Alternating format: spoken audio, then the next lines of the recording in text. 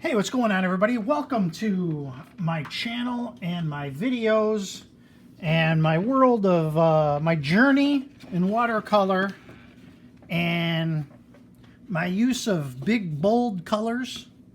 Here's the paper I've been using. This is 12 by 18 Fabriano. It's 90 pound, so it doesn't really have that thickness that 140 pound does, but it's good to use because it's inexpensive. It's good for learning. Barely fits on my board here.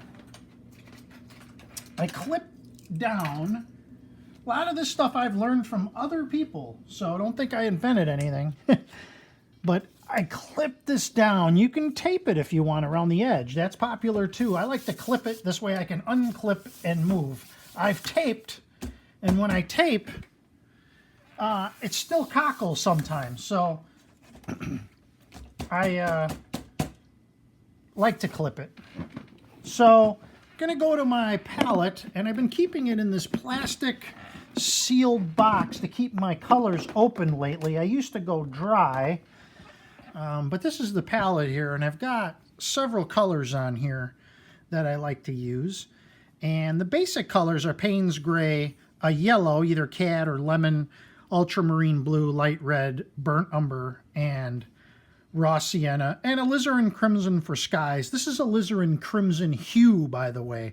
This is not the alizarin crimson of old that fades real fast. I don't use that particular paint. This is made by Cotman, and it has a very good light fast rating. There's been some talk about the light fastness of alizarin crimson. And this particular alizarin crimson is a hue made up of a couple of other different pigments, so it's not an issue. Now, what I like to do is, I like to just make up paintings on the fly. Usually I like to do mountains and streams and water and things like that. That's just what I like to do, and I like to make it up as I go. If you want to plan it, draw it out, take it from a photo, you can. I've done that. It's good to draw it out, but there's also some fun to be had with doing it on the fly. And if you do enough paintings, doing it on the fly is certainly doable. So what I like to do is wet my paper down, and I like to wet it down 3 times at least, with a full load of water on the large hake brush. If you've never used a hake brush, this is a brush made out of goat hair, and it originated in Japan.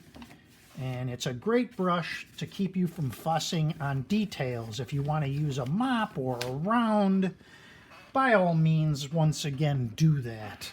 So, first of all, I like to start with a sky, and that will set the tone for whatever it is that I do.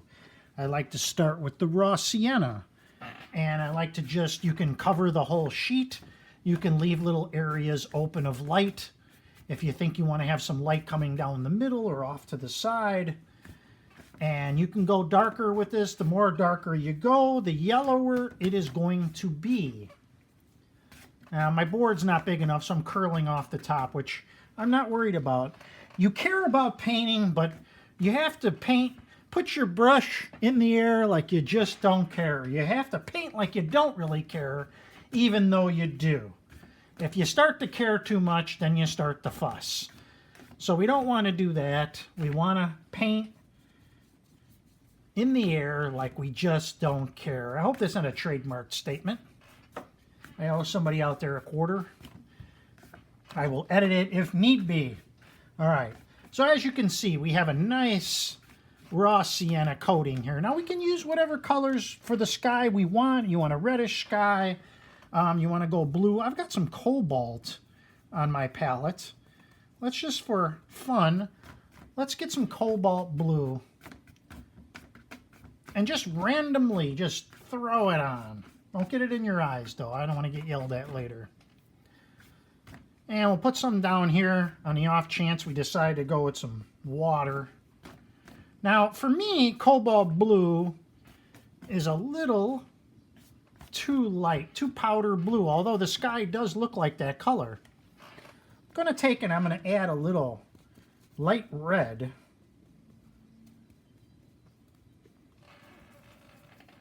to the cobalts, and it should make almost like a purpley color. Look at, see that purple? And as you can see,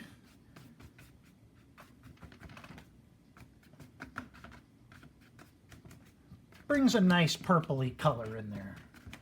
And we're just dabbing it in with these sweeping strokes.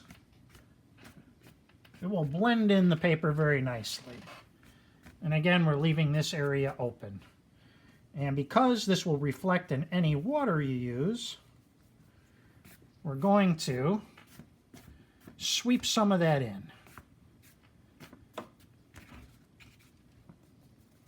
Yeah, we'll put a little bit more up here.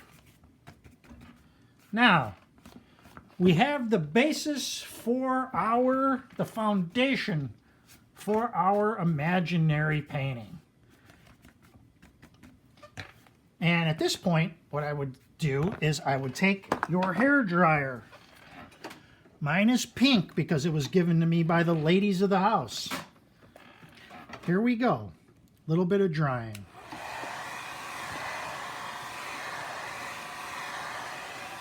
The reason we're drying this is wet and wet, but at this point, we don't want to disturb too much of that background. You can see I've got some running going on here, and I'm not worried about that because I know at some point I'll probably go somewhat over that.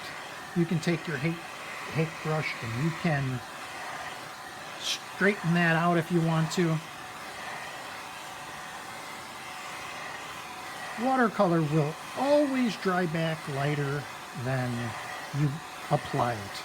So as you get used to this medium, you will need to add the color more strongly than if you were painting, say, oils or something like that.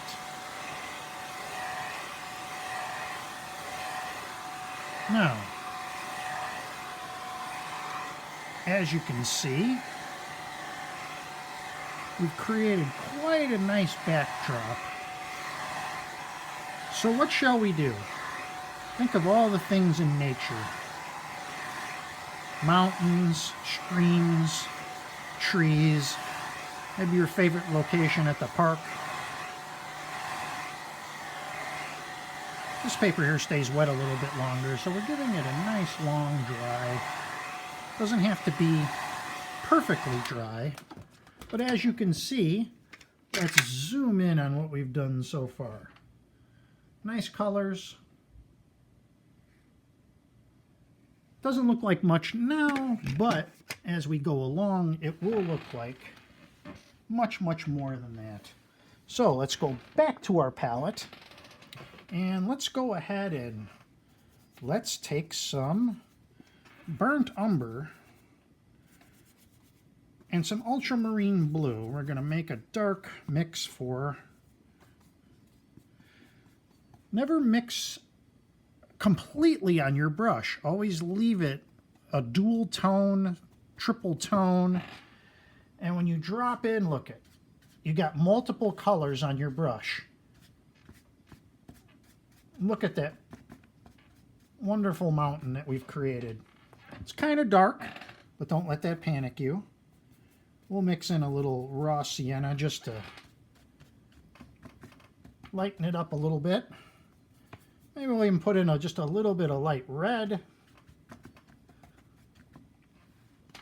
And what about a little bit of that cobalt blue that we had in the sky? With that light red, it'll reflect off nicely. What I like to do when I'm doing mountains is it's so strong, I give it a little blast with my water bottle. And then once that has happened,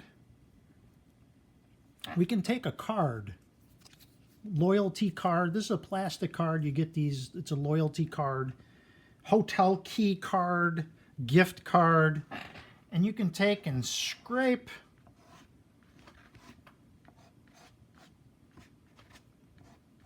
your rocky areas of the mountain area. Now, you can't necessarily leave it like that, so you could, but come back with a little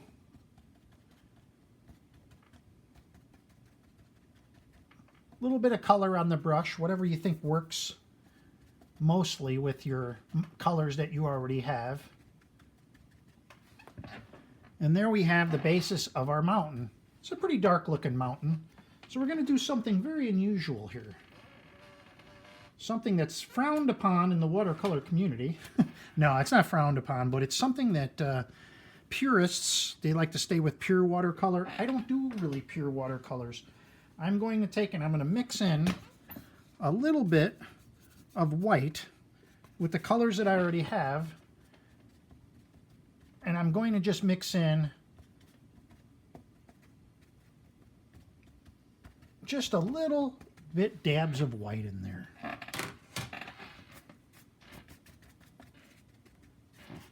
And while it's on the brush, just going to hit that in there like that. Going to give it another spray. And then I'm going to wash the brush and come back with a little bit of ultramarine blue. A little bit of brown on it.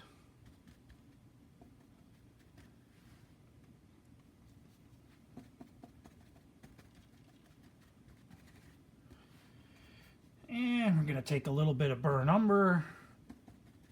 Just let all that mix in nicely. And before you know it, you've got a wonderful looking mountain. You can come back with your card again if you want to redefine some of the mountain peaks.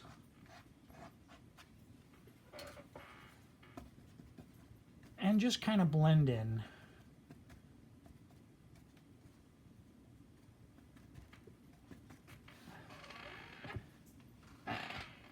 a little bit with that. Now let's go ahead and we'll do another quick dry. Just going to wipe off the bottom here. I don't really want anything running down in this particular case.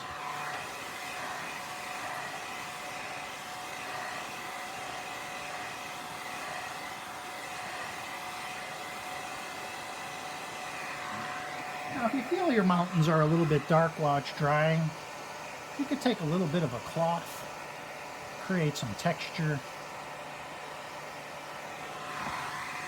and give it a very rocky look to it. Hey, yo, Rocky, how you doing, yo? Give it a little rocky texture.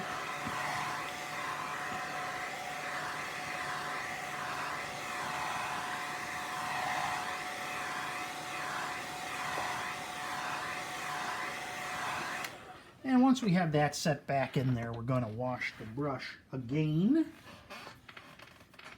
And this time, we're going to come in with some, we're going to mix some burnt umber on the brush. And we're going to mix in some burnt umber and some ultramarine blue.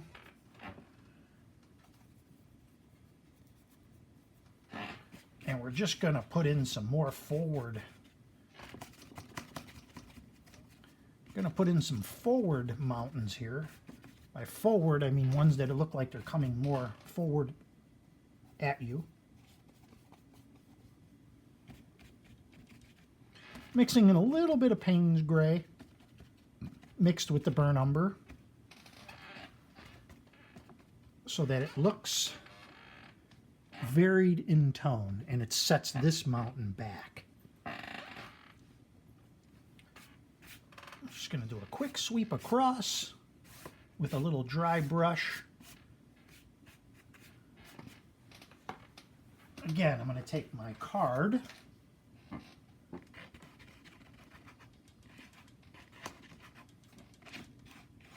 and we're going to set some texture, some rocks here. Give it a quick blast with the water bottle. So what do we do here? We want to do some Landmasses. We want to do this and keep what water we've already set up so that some of this glow is still there and reflecting our sky. And we're going to go lighter with this because if we come back with any colors, we can always go lighter. We can always go darker and not lighter. So we're just doing some quick sweeps.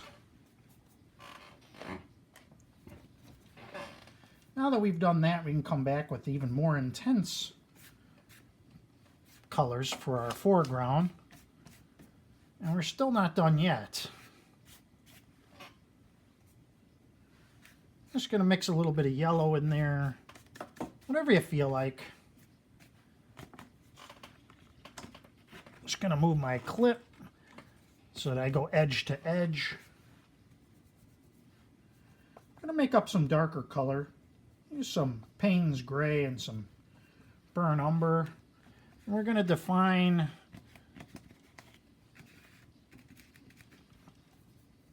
the bottoms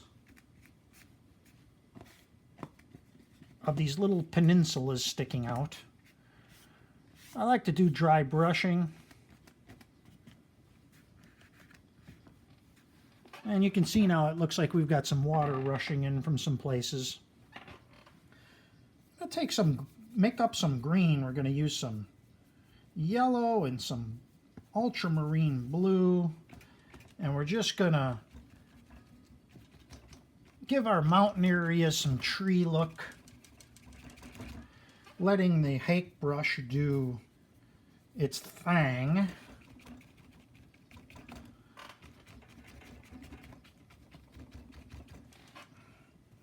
And just by pressing this in here, we've got instant trees going across.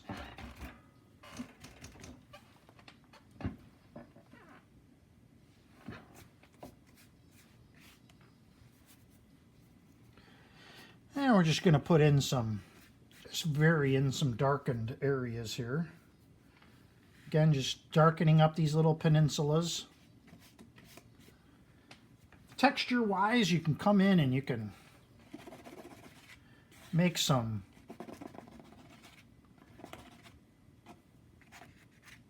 it look like there's some rocky areas here. I like to use these little small cards. Put some big rocks in here, huh? Look at that. Now when I do these rocks, I come back and I anchor them to the bottom a little bit.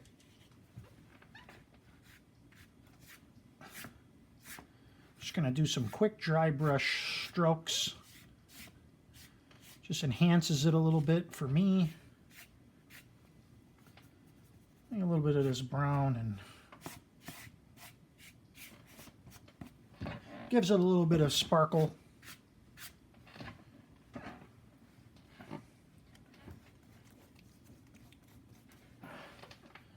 Okay.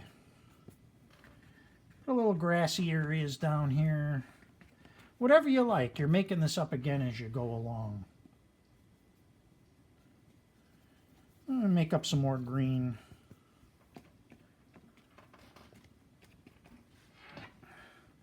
Let's give her another dry, just so things stick a little better.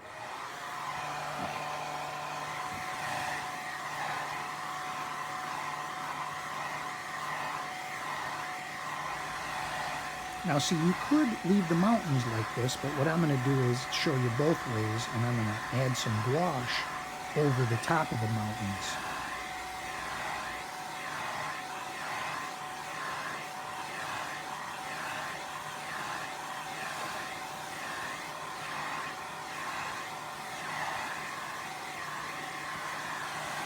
Really want to give it a good dry this time.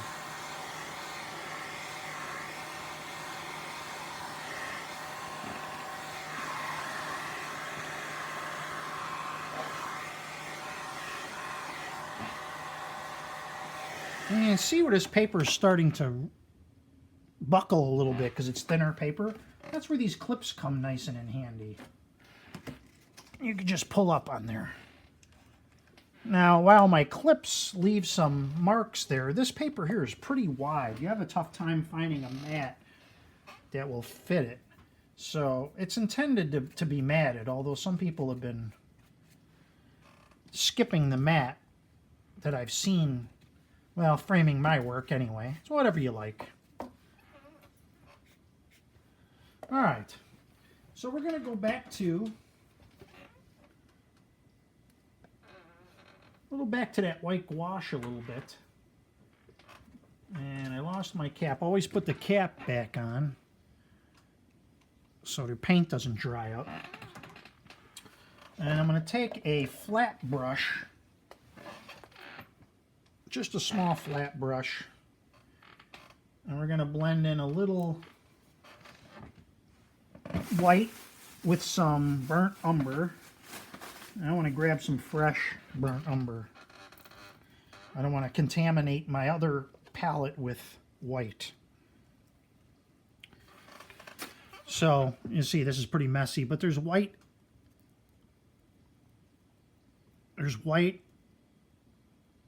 and burnt umber there. And I'm just gonna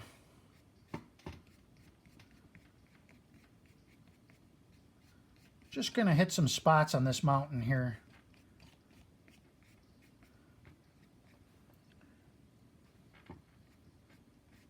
And now I'm going to just go with plain white. We're just going to lightly drag it down. And the plain white will leave holes.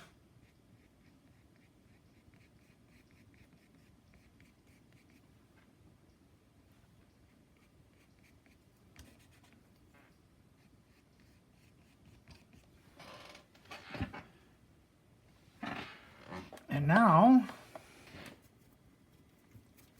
I'm going to go to the brown. I'm just going to sort of blend that together.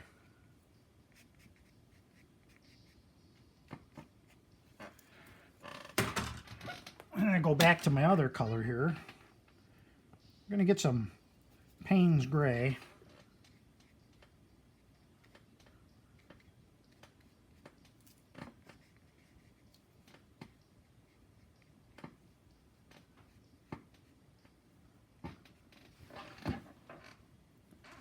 You got a pretty unique looking mountain there.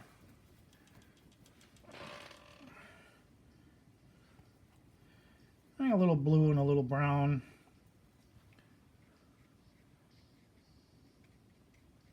What we're going to do is we're going to give that a spray so it all sort of blends in together nicely. And we're going to just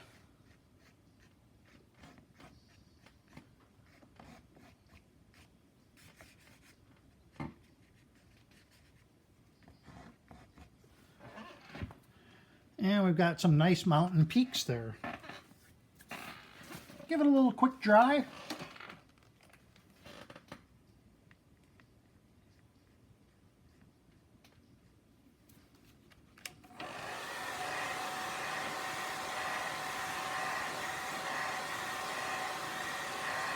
We'll go a little longer on the dry with this one. You want to skip ahead.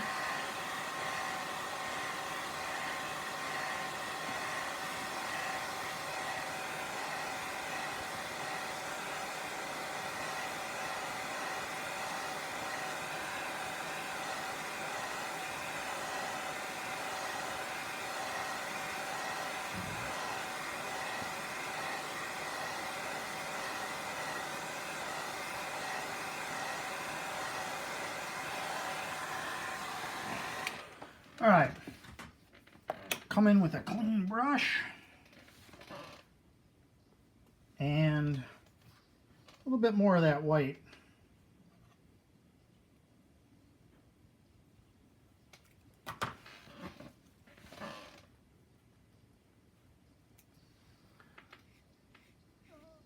Just want to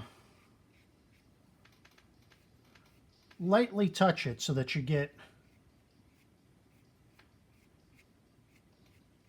a snowy effect.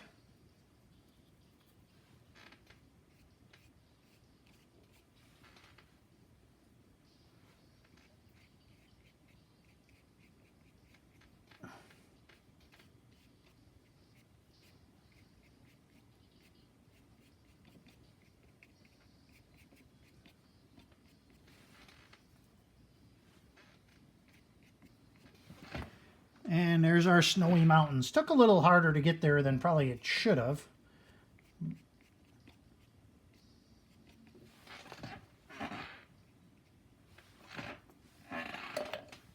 But that's okay. Again, we're going to hit it and dry it again.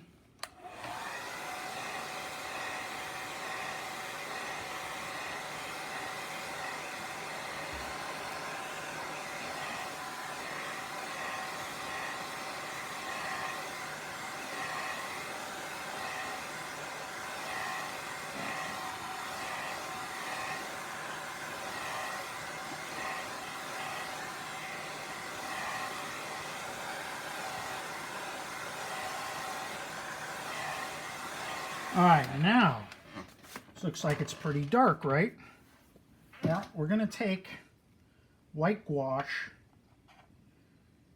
and we're going to mix it with some green.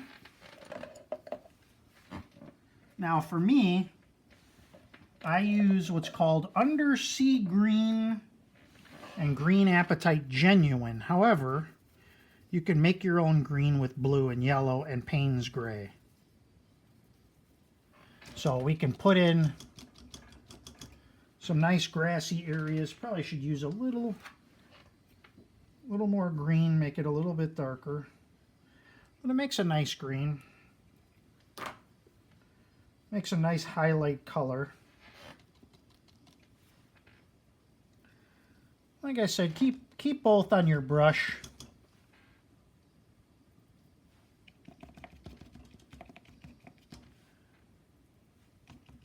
And we're just going to use, this is like a stippling brush, which I like for work like this.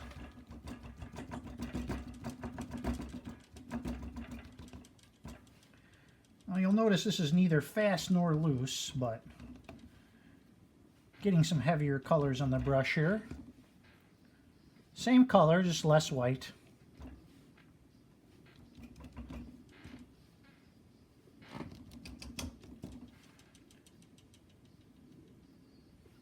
And you can put a little bit more white on the tops.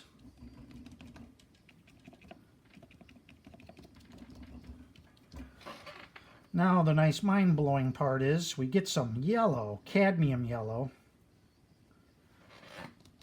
And that's a little too much. Got to stipple it better. Got to have that messy brush end. And we're just making highlights to the tops of these trees.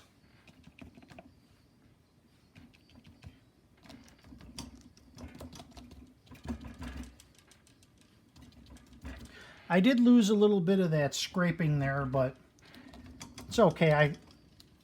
If that happens as you're going and you say, well, this looks better, then go ahead and do that. That was probably pointless to do.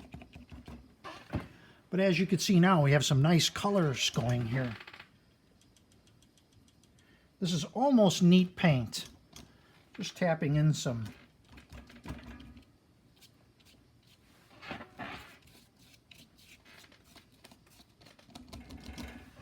heavy colors there. Now you can see we have a nice mountain range. We have this on the bottom. So now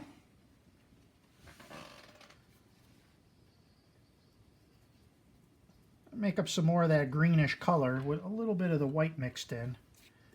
And we're just going to create some little grassy areas here. Water runs out faster on this than anywhere. But dry brushing can be very effective.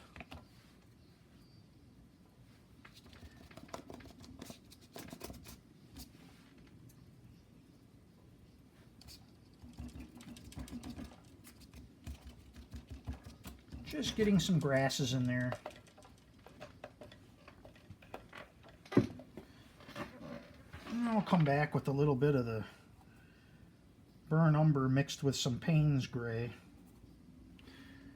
And we can create some darker grasses just to make the other grass stand out.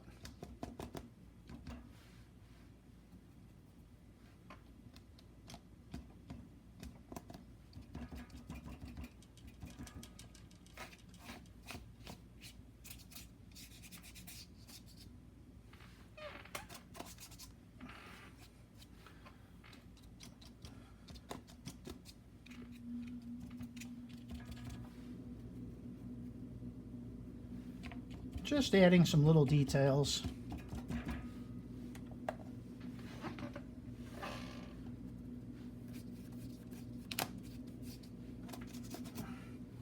So yeah, let's get a little light red in there just to warm things up a little bit.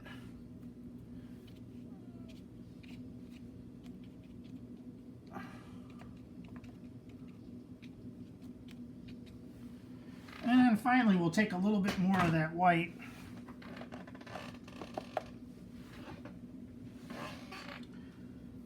We're going to take a little bit more of that white by itself and just stipple a little of that in there on a dry brush.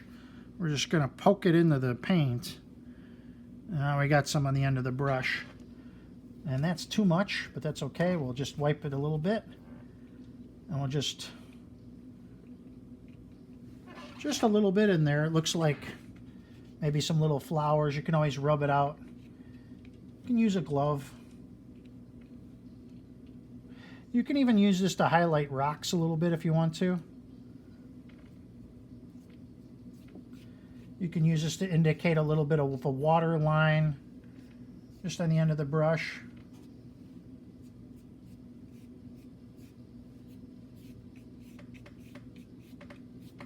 It'll dry back quite a bit.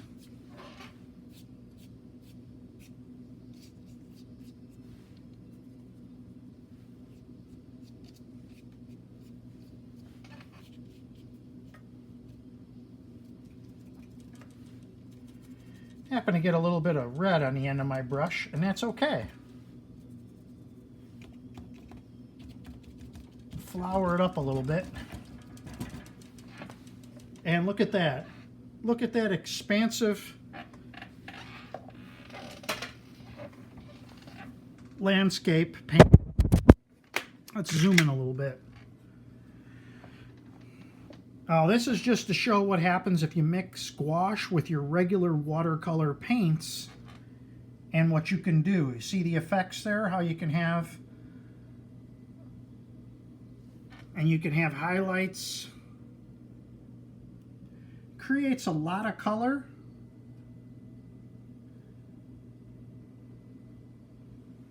And some neat effects. Let me go ahead and sign it, and then we'll zoom in. Let it dry and zoom in. All right, so here is the finished painting with a mat. Now this mat is actually still too small for this paper, but it's good enough. Let us zoom in. We can see our different variations in the sky. I've added some little birds with a pen because it's just easier to do that way. And you can see how all these colors have been highlighted. Dry brush strokes. And you can see the little colors in these little peninsulas standing out. It's got the look almost of an oil painting, but it is watercolor. So that's how we can integrate. And you can see some of these colors here are pretty thick on here. But this is how you can integrate gouache into a watercolor painting. And just using white alone will stand out too much, but when you start adding it into the other colors, it shouldn't stand out just like it does by itself, because there's other colors out there that are standing out. Let's zoom in one more time. You can see how that really brings out the grain of the paper. I took a little toothbrush and I flicked some little water droplets just to create some little spotting.